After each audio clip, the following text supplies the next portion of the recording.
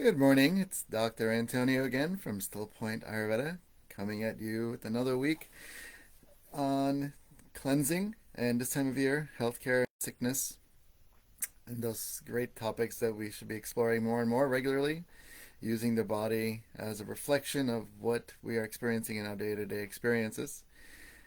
How are we feeling today? Are we feeling heavy? Are we feeling tired? Are we feeling lethargic? Are we feeling congested? Is sleep compromised? Is digestion compromised? These are important things to look at because the body will not lie.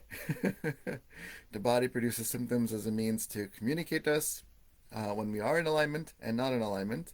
So we follow these cues of the body to follow up with our own lives to see how are we living our lives each day. And as I've mentioned in previous talks, especially this time of year, understanding that this transition of season, especially with the way things are erratic with the current climate conditions, we will be more challenged and it will be more stressful. And so this will also take a toll on the body and mind because body and mind are going through each day. And what does each day look like? And what is normal for this time of year versus not this time of year? There's a lot of abnormal patterns happening. And the body is sure to sustain and produce symptoms to indicate there's something's out of alignment. We just came out of major holidays and seasonal transitionary points like the solstice, where the light is increasing with each day. And so this will all have an expression on the body. The body will have an expression because of this. And so are we attuned to these things? One of the primary components to really stabilize health, to either come back from a level of sickness and disease management, is the state of digestion. Digestion is one of the most key components in Ayurvedic practice that determines what the quality of health will be. And then there are various other factors that we assess as well. But digestion is important. How are we metabolizing? How are we digesting our daily experiences, from the food intake to the sensory intake to the mental intake? Because whatever the senses are gathering in the world, the mind is interpreting. And then there's an aspect of consciousness that's making the decisions, not necessarily from the mind, but from something much deeper. That's a whole different discussion. So understanding that we are metabolizing experiences each day. What are we digesting? What are we not digesting? How do we know if we're digesting? We understand the body. We understand the sense of, what we call in Ayurveda the Jirnahara Lakshanas, which are the primary components or characteristics of positive digestion. Feeling a sense of lightness, feeling a sense of clarity in the mind, being able to digest food, noticing our hunger cues, things like this, that will give us the guidelines to understanding, like, wow, how am I feeling today? Am I putting weight on and not able to take the pounds off? Am I not able to put weight on no matter how hard I try? These are all pieces that we look at in Ayurveda to see, like, how is the person living? What's happening in their state of digestion? What's compromising it? Because digestion is the key to health.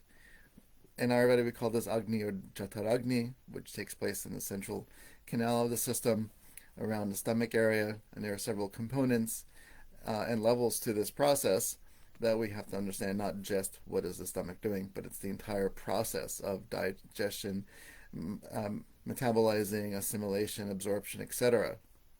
So, but we can apply these to experiences. We can apply this to what interactions we have with people, what interactions do we have with the senses on all the sensory levels, and understanding from the sensory perspective, what is the state of the climate? What is the season looking like? What is each day looking like? Here in New England, in the East Coast, we are having crazy days where it's warmer than normal, colder as it should be, but not as consistent. Rainy cold days, rainy warm days, freezing dry days, all these types of patterns that aren't very consistent. And so, of course, the immune system is responding. The immune system depends on digestion. Mind depends on digestion, but digestion depends on mind. Because if we're stressed, then what are we going to put into our mouths?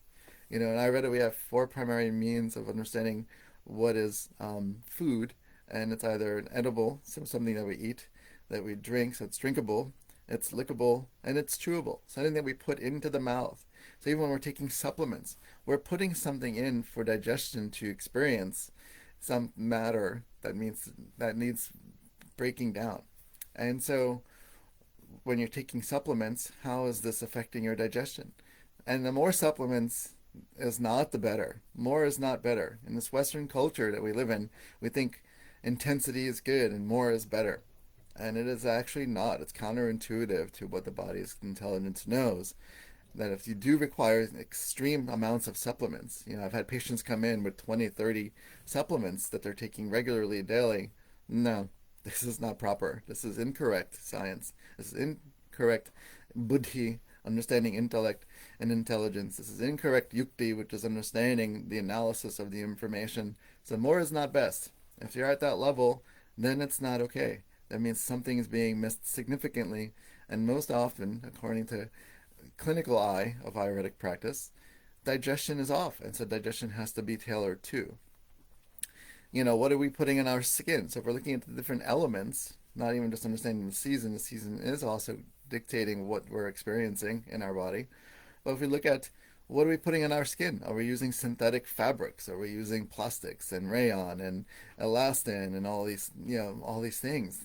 The body is processing, and the body can only keep up so much. So if the body is inundated, if it is stressed, if the liver is inundated because it's processing everything, liver's processing everything, and it has over 500 functions. So the more stressed it is, the more tendency towards blood disorders, hives, rashes, any kind of skin condition will be exacerbated by things like that because it's on the skin and the skin expresses from the blood level. So when we're looking at the elements of like, what am I touching? What's touching me? Spraying on colognes and all these toxic components that will negatively affect the body. I remember in undergrad when I was studying in psychology, my roommate was an environmentalist, and he had come back from class and he said a 55-gallon drum of perfume or cologne is considered toxic waste as a biohazard. A 55-gallon drum. That's pretty big. And I'm like, wow, so if we get these little 2-ounce, 4-ounce, 6-ounce bottles, we're taking one small percentage of this 55-gallon drum, and we're microdosing with poisons on a regular basis. So, that's just an example of like, what are we putting on the skin? Are we putting antiperspirants that are really blocking the lymphatic capacity to release things that the body's trying to release, as it should? Because if we're obstructing this, then the body's going to take another pathway, and then we're going to wonder why other systems are stressed, but it's simple. It's simple, really. It's like we're blocking one avenue. We're going to create an effect that's like creating a dam. You put a dam on a river that naturally flows in a certain direction, you circumvent this energy, this flow of the river, and of course wherever you're going to navigate it to is not necessarily natural, and now you're going to stress that ecosystem, and then you're also causing a condition in that immediate ecosystem that you're obstructing.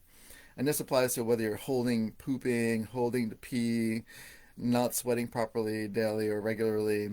You're obstructing certain natural pathways and not exercising these processes.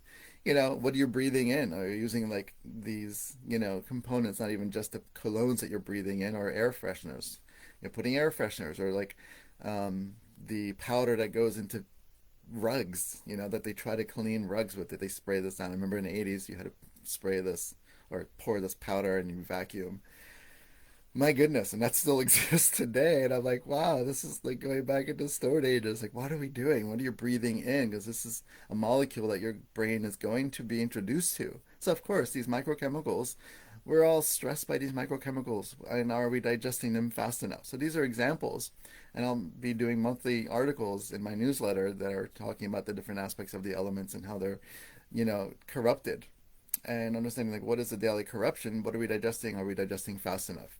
And so when we're thinking about cleansing and we're thinking about healthcare, we're looking at all these components in our day-to-day lives to make a different choice and become smarter about the things we put ourselves through on all the different levels. And so we have to understand through the body mechanism its response. So if we're not digesting things fast enough, that means the body is overwhelmed and stressed, and we need to recorrect this by resetting, by doing certain cleanses. And in Ayurveda, we have two major categories of Shodhana, which is like a deep purification, which falls into the category of Panchakarma, which there is no other system in the world that does what Panchakarma does. There's not. And I've studied all the main systems in the world.